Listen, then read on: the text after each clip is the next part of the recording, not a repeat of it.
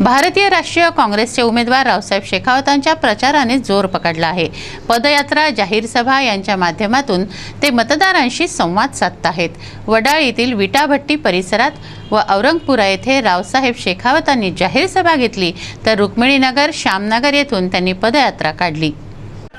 भारतीय राष्ट्रीय काँग्रेसचे अधिकृत उमेदवार रावसाहेब शेखावतांनी वडाळी परिसरात विटाभट्टी येथे जाहीर सभा घेतली, मतदारांशी संवाद साधला। किशोर बोरकर, बबलू शेखावत, आर.डी. देशमुख, राजेश चव्हाण, सुनील गजभिये, खडसे यांच्यासह मोठ्या संख्येने काँग्रेसचे पदाधिकारी, कार्यकर्ते व नागरिक उपस्थित होते।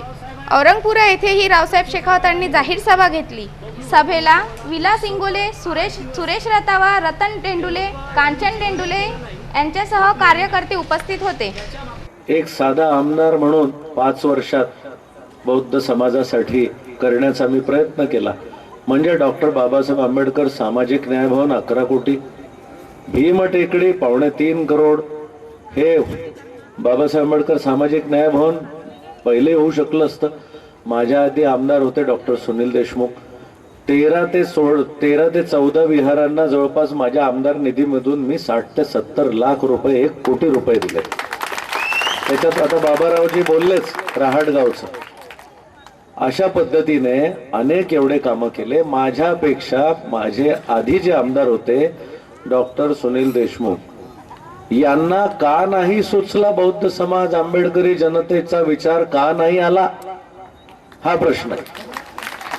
इथून तुमच्या झोपडपट्ट्या उठवण्याचा प्रयत्न करून शॉपिंग मॉल आणण्याचा प्रयत्न केला।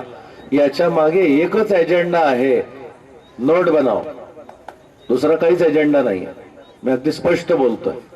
आणि बसपाचे जे उमेदवार उभे आहेत इथून, यांचा आणि आंबेडकरी जनतेचा संबंध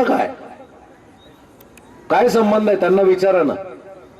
त्यांना उपमहापौर पद कोणी दिलं त्यांना विचारा, आणि उपमहापौर पद जेव्हा मिळालं तेव्हाही त्यांनी काय केलं त्यांना विचारा।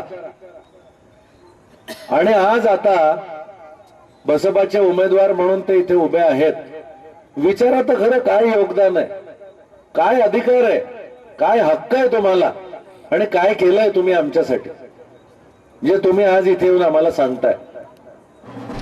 शिवाय श्यामनगर, रुक्मिणीनगर, हमालपुरा येथूनही पदयात्रा काढली। पदयात्रेत रावसाहेबांबरोबर अर्चना सवई, बाबूसेठ खंडेलवाल, जयश्री वानखडे, मुन्ना ठाकूर, नगरसेविका भुजाडे, भानुदास भुजाडे यांच्यासह कार्यकर्ते उपस्थित होते।